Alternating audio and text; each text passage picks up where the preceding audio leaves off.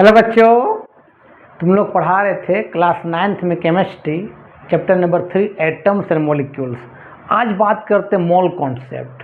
Mole concept समझ में आएगा तभी तुमको समझ में आएगा एटॉमिक मास यूनिट। ठीक है, सबसे पहले मोल कॉन्सेप्ट के बारे में बात करते हैं। तो मोल कॉन्सेप्ट क्या है, पहले समझो। मोल कॉन्सेप्ट,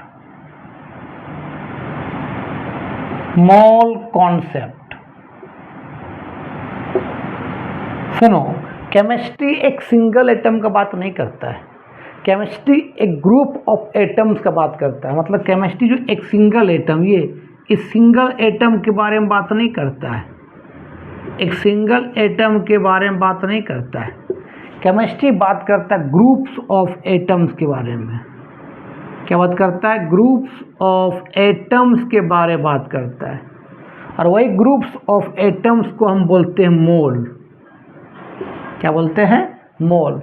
और एक मोल में जो एटम्स होता है, एक मोल में जो एटम्स प्रेजेंट होगा वो बताया गया 6.022 इंटू 10⁻23 एटम्स होगा। एक मोल में इतना एटम्स प्रेजेंट होगा, और उसी इस नंबर को बोला गया एवोगाड्रोज नंबर।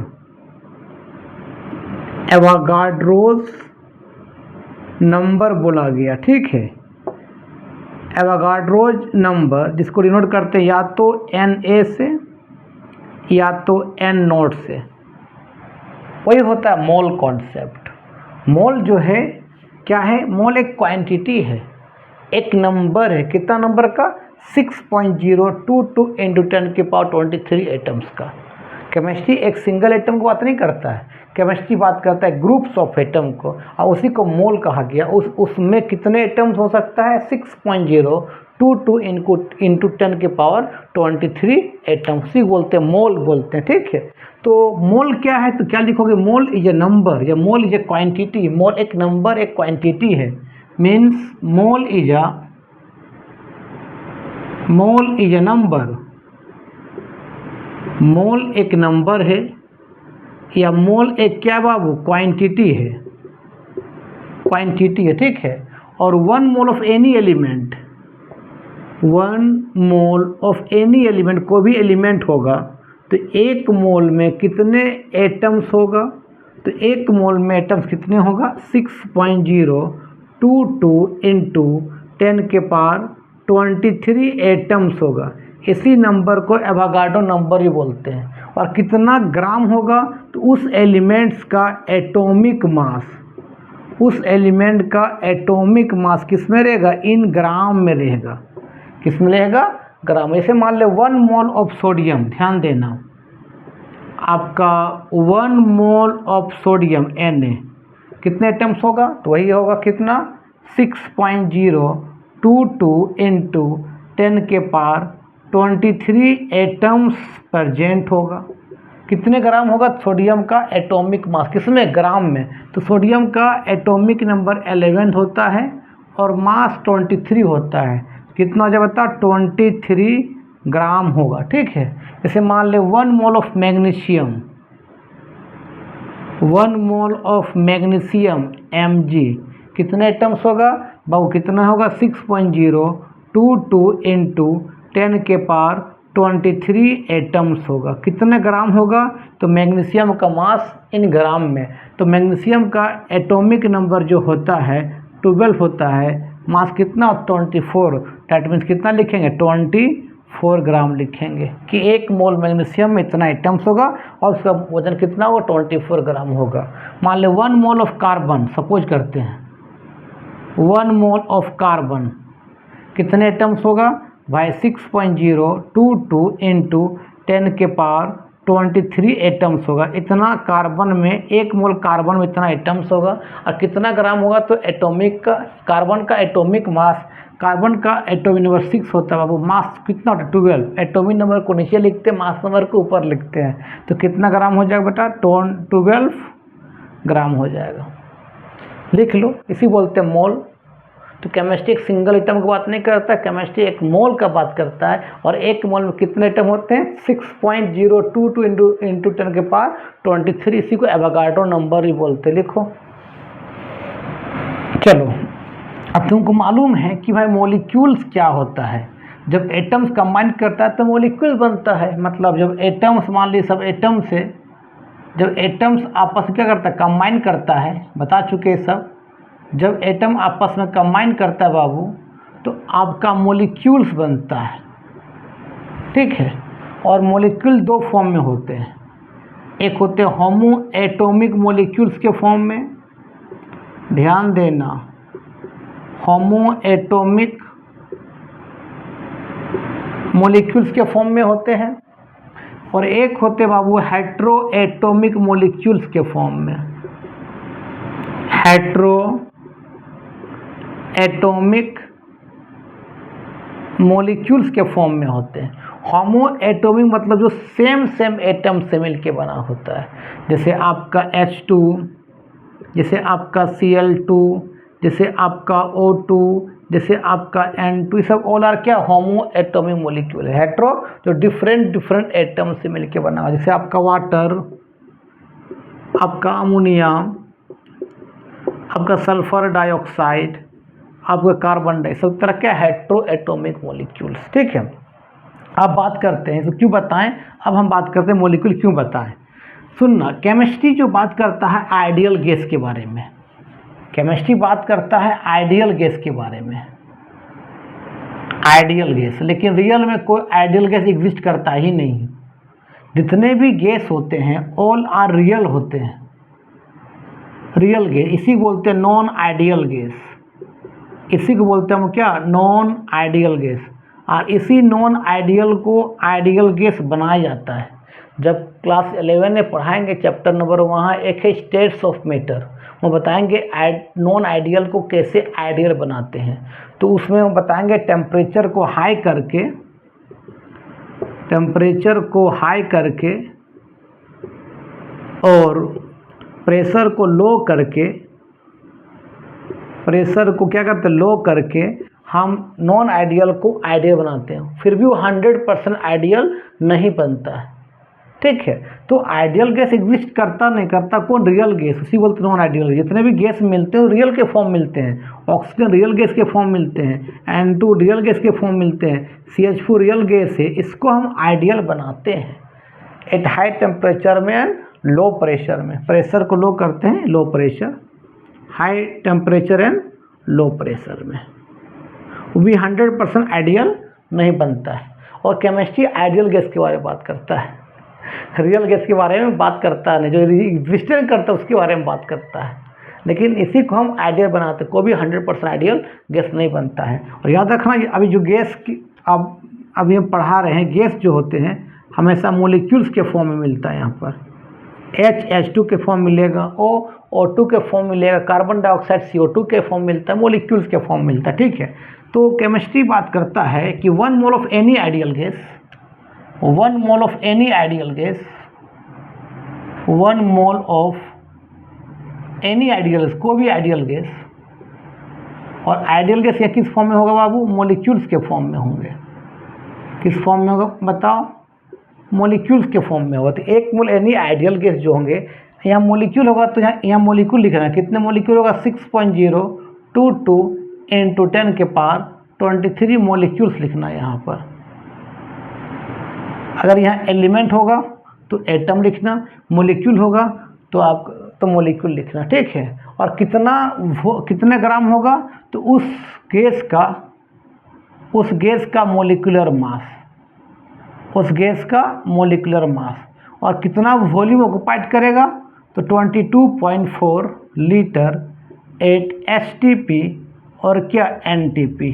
1 मोल आइडियल गैस जो होगा उसमें इतने मॉलिक्यूल्स होंगे, और कितना ग्राम होगा उसका मॉलिक्यूलर मास, और कितने वॉल्यूम ऑक्युपाइड करेगा, 22.4 लीटर एट STP और क्या NTP।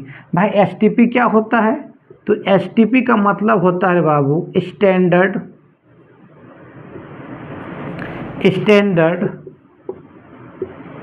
Temperature pressure. Standard temperature pressure को STP बोलते हैं। इस समय जो टेम्परेचर रहता है बाबू वो 273 केल्विन रहता है, और प्रेशर जो रहता है 1 एटमॉस्फेरिक प्रेशर रहता है। ठीक है। अच्छा, एनटीपी का मतलब होता है, दोनों में थोड़ा सा फ़र्क है टेम्परेचर का। इसको बोलते हैं नॉर्मल टेम्परेचर प्रेशर बोलते हैं। और इस समय जो टेम्परेचर रहता है बाबू वो 298 केल्विन रहेगा और प्रेशर उतना ही रहेगा, 1 एटमॉस्फेरिक प्रेशर रहेगा। और 1 एटमॉस्फेरिक प्रेशर कितना होता है, कितने बराबर होता है मालूम है? 760 mm ऑफ Hg के बराबर होता है 1 एटमॉस्फेरिक प्रेशर में। लिख लो। तो 1 मोल आइडियल गैस इतने मोलिक्यूल होगा, उसका मोलिकुलर कितना ग्राम होगा, उस मोलिक्यूल्स का मोलिकुलर मास, और 22.4 लीटर वॉल्यूम ऑक्युपाइड करे। किस कंडीशन में? एसटीपी या तो एनटीपी। उस समय टेम्परेचर 273 रहेगा या तो 298 केल्विन रहेगा और प्रेशर 1 एटमॉस्फेरिक प्रेशर रहेगा। जैसे मान लेते हैं, सपोज करते हैं, अगर मान लो 1 मोल ऑफ CO2, ध्यान देना, अगर आइडियल है, यहाँ आइडियल की बात करते हैं, रियल के बारे में नहीं बात करते हैं। तो 1 mole of ideal gas, 1 mole of क्या? CO2 मान लो आइडियल गैस है, ठीक है। CO2 किस फॉर्म में? मॉलिक्यूल्स के फॉर्म में है। तो कितने मॉलिक्यूल होगा? अगर यहाँ एलिमेंट के फॉर्म में रहता तो यहाँ लिखता एटम, अगर मॉलिक्यूल के फॉर्म में रहेगा क्या लिखा है? मॉलिक्यूल लिखना। कितना मॉलिक्यूल्स होगा? तो बता 6.022 × 10 के पावर 23 आपका मॉलिक्यूल्स होगा। इतना बाबू क्या होगा? मॉलिक्यूल्स होगा। कितना ग्राम होगा? तो इसका मॉलिकुलर मास सबको जोड़ दो। कार्बन का मास कितना होता है? 12 प्लस 1 ऑक्सीजन का एटॉमिक नंबर 8 होता है, मास होगा 16। एक का कितना ऑक्सीजन? 2 जोड़ दो, तो 1 का 16, 2 कितना? 32। कितना हो जाए बताओ? 44 ग्राम होगा। और कितना वॉल्यूम ऑक्युपाइड करेगा बाबू? तो 22.4 लीटर। एट किस में? एसटीपी में। और क्या? एनटी में। कोई भी आइडियल गैस, अगर रियल गैस जब आइडियल बन जाता है तो 1 मोल में इतने मोलिक्यूल होगा और वो 22.4 वॉल्यूम ऑक्युपाइड करेगा। कितना ग्राम होगा? तो उस मोलिक्यूल्स का मोलिकुलर मास इन ग्राम में। जैसे मान ले 1 मोल ऑफ CH4, ध्यान देना, ये आइडियल गैस के बारे में बात कर रहे हैं, रियल गैस नहीं। 1 मोल ऑफ क्या? CH4। कितने CH4 किस फॉर्म? मॉलिक्यूल्स के फॉर्म में। कितने मॉलिक्यूल होगा बताओ? 6.022 × 10 के पावर 23 क्या होगा? मॉलिक्यूल्स होगा। इतना मॉलिक्यूल्स होगा। कितने ग्राम होगा? इसका मॉलिकुलर मास। तो कार्बन का एटॉमिक नंबर 6 होता है, मास होता है 12। एक हाइड्रोजन का एटॉमिक नंबर 1 होता है, मास नंबर 1 होता है। तो 4 हाइड्रोजन है तो क्या हो? 4 हो जाएगा। कितना हो जाए बता? तो 12 प्लस 1 हाइड्रोजन का 1, 4 का 4, कितना होगा बता? 16 ग्राम हो जाएगा। और कितना वॉल्यूम ऑक्युपाइड करेगा? 22.4 लीटर। एट किस में? आपका एसटीपी, या तो क्या बाबू, या तो ऐसे लिखो, सिंपली लिखो ना, एसटीपी या तो क्या? एनटीपी, स्टैंडर्ड टेम्परेचर प्रेशर, एक नॉर्मल टेम्परेचर प्रेशर। लिख लो। अगर मान लेते हैं 1 मोल ऑफ O2 रहा, सब आइडियल गैस के बारे में बात कर रहा है, रियल गैस के बारे में नहीं। 1 mole of O2, 1 mole O2 किस फॉर्म? मॉलिक्यूल्स के फॉर्म में। कितने मॉलिक्यूल्स होंगे? 6.022 × 10 के पावर 23 मॉलिक्यूल्स होंगे। कितना ग्राम होगा इसका मॉलिकुलर मास? एक ऑक्सीजन का मास 16 होता है, 2 कितना हो जाएगा? 32 ग्राम। 32 ग्राम।